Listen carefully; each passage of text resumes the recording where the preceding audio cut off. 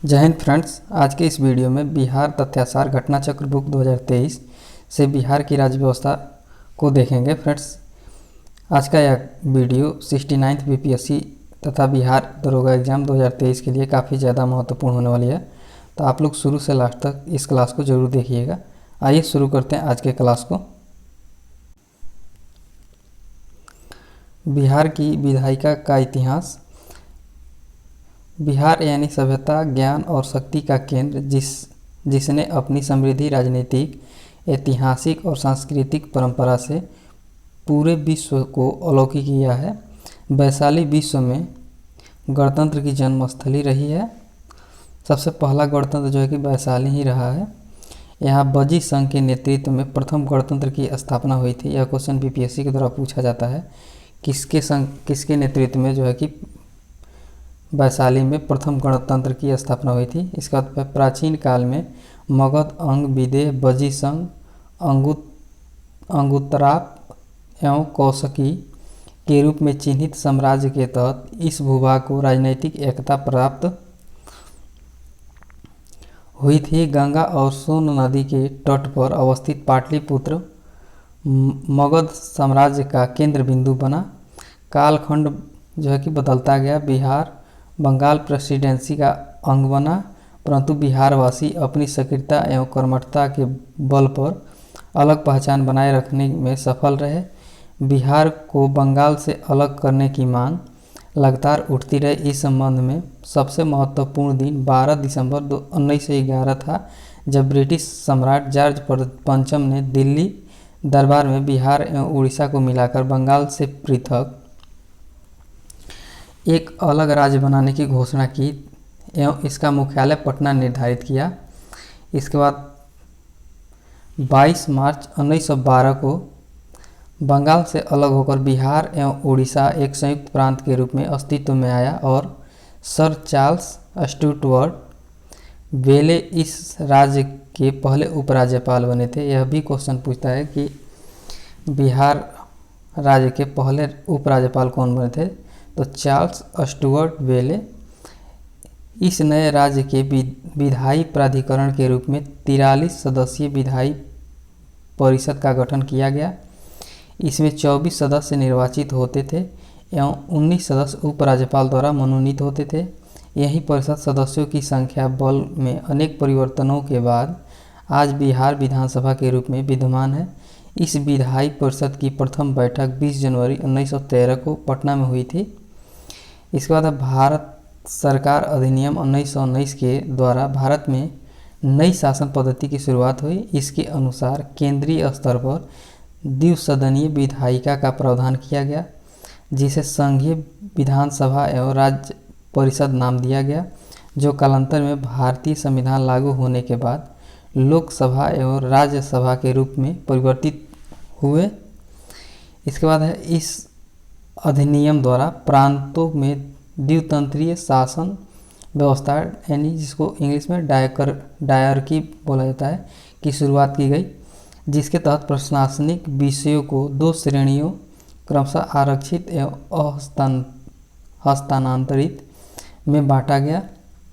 आरक्षित विषयों का प्रशासन राज्यपाल अपने कार्यकारी पार्षदों की सहायता से करते थे, जबकि जो अहस्तांतरित विषय हैं उनका प्रशासन राज्यपाल द्वारा प्रांतीय विधायी परिषद के सदस्यों में से नियुक्त मंत्रियों की सहायता से किया जाता था।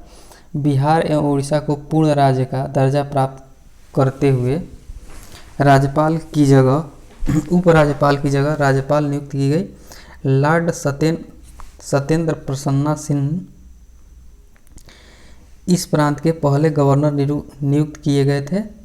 बिहार एवं उड़ीसा प्रांतीय परिषद में निर्वाचित एवं मनोनीत सदस्यों की संख्या बढ़ा करके जो है कि 76 एवं 27 कर दी गई। इस समय तक इस विधायी परिषद के लिए एक स्वतंत्र भवन एवं सचिवालय की आवश्यकता महसूस की जाने लगी। फलस्वरूप वर्ष 1920 में एक नए भवन का निर्माण कराया गया एवं परिषद का काम इसी भवन में होने लगा। यही परिषद भवन आज बिहार विधानसभा का मुख्य भवन है। इसी भवन में बिहार एवं उड़ीसा प्रांतीय परिषद की बैठक 7 फरवरी 1921 को सर जो है कि वाल्टर मोरे की अध्यक्षता में संपन्न हुई एवं इसे बिहार के प्रथम राज्यपाल लॉर्ड सत्येंद्र प्रसन्ना सिन्हा ने संबोधित किया था। प्रांतों में नई शासन व्यवस्था लागू होने के कुछ ही दिनों के पश्चात प्रांतीय विधायी परिषद को अधिक अधिकार दिए जाने की मांग उठने लगी। इधर महात्मा गांधी के नेतृत्व में स्वतंत्रता आंदोलन भी जोर पकड़ रहा था। भारत में चल रहे आंदोलन के दबाव से ब्रिटिश हुकूमत द्वारा भारत में उत्तरदायी शासन व्यवस्था कायम करने की घोषणा की गई। वर्ष 1930 से 1932 के बीच ये 3 गोलमेज सम्मेलन एवं पूना पैक्ट के परिप्रेक्ष्य में ब्रिटिश संसद द्वारा भारत सरकार अधिनियम 1935 पारित किया गया। इस अधिनियम के तहत बिहार एवं उड़ीसा अलग अलग स्वतंत्र प्रदेश के रूप में अस्तित्व में आए। प्रांतीय स्वरूपता की भी शुरुआत इसी अधिनियम से हुई थी। सबसे महत्वपूर्ण प्रावधान के रूप में अस्तित्व में आए प्रांतीय स्वायत्तता की भी शुरुआत इसी अधिनियम से हुई तथा प्रांतों में द्विसदनीय विधायिका की शुरुआत हुई। इसके अनुसार बिहार में पूर्व से कार्यरत परिषद का नामकरण बिहार विधानसभा के रूप में किया गया एवं एक अलग उच्च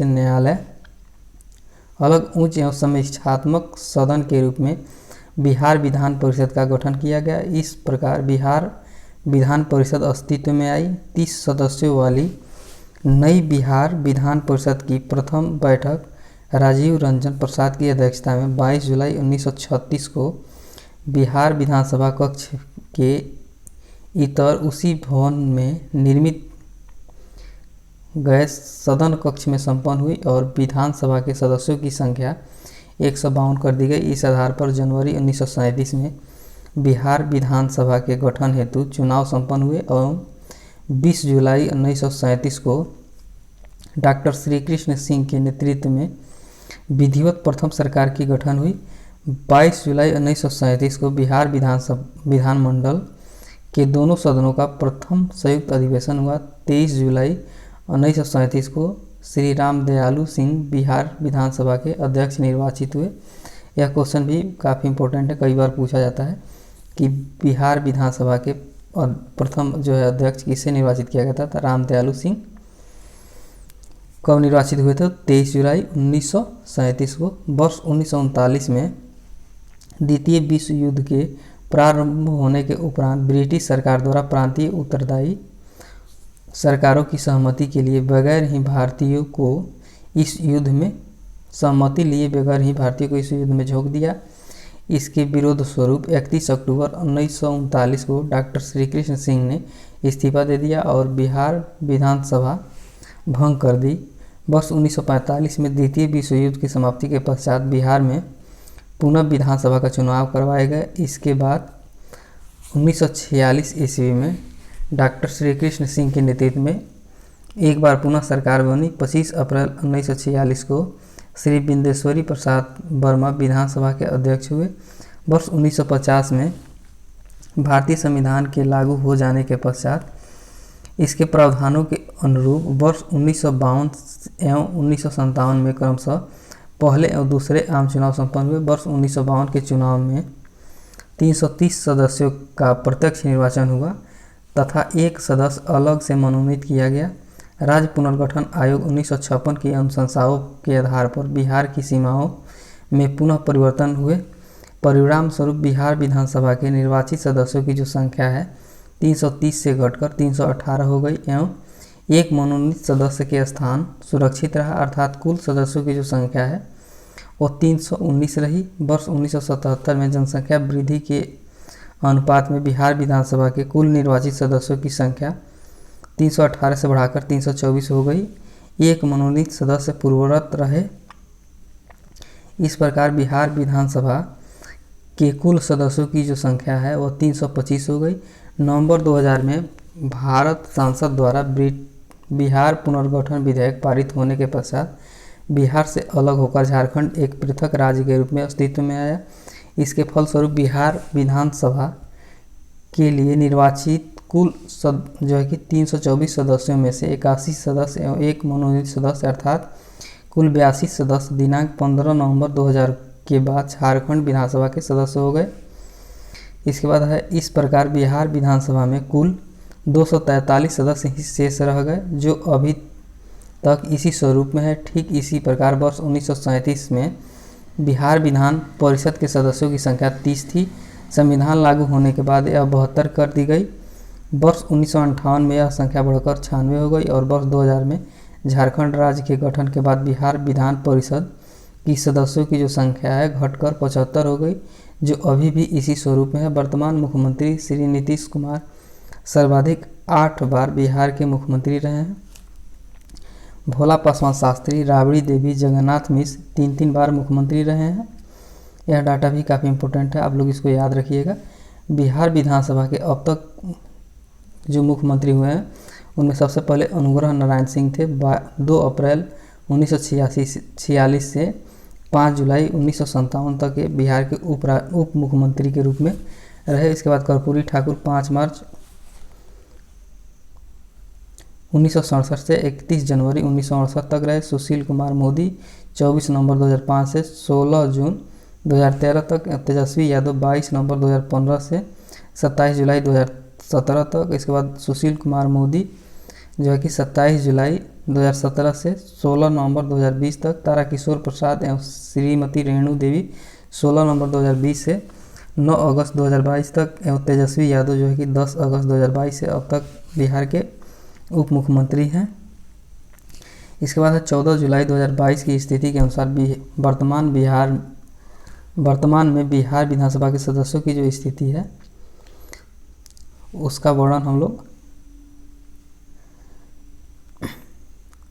देख लेते हैं। सबसे बड़ी पार्टी के रूप में राष्ट्रीय जनता दल आई है जिसने 79 सीट, उसके बाद भारतीय जनता पार्टी जो कि 77 सीट, जनता दल यूनाइटेड इस 45 सीट, इंडियन नेशनल कांग्रेस जो है कि 19, Communist Party of India 12, all India Majlis Ittehadul Muslimeen यह 1, हिंदुस्तानी अवाम मोर्चा जो है कि 4, कम्युनिस्ट पार्टी ऑफ इंडिया जो है कि 2, कम्युनिस्ट पार्टी ऑफ इंडिया 2। इसके बाद निर्दलीय जो है कि 1। इसके बाद है बिहार में पंचायती राज अधिनियम 2006। तो फ्रेंड्स 8 अप्रैल 2006 से बिहार में पंचायती राज अधिनियम लागू है। इस अधिनियम के तहत बिहार में पहली बार पंचायत चुनाव जो है कि मई-जून 2006 में हुए थे।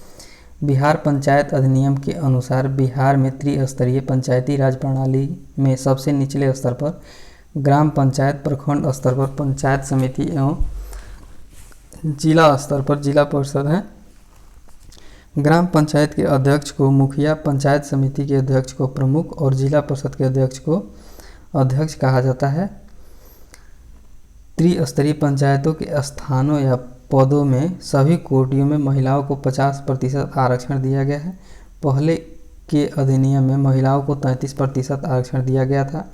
न्यूनतम अधिनियम में अत्यंत पिछड़ा वर्ग को 20% आरक्षण दिया गया है। इसके बाद है अन्य व्यवस्थाएं 73वें संविधान संशोधन अधिनियम के समान है।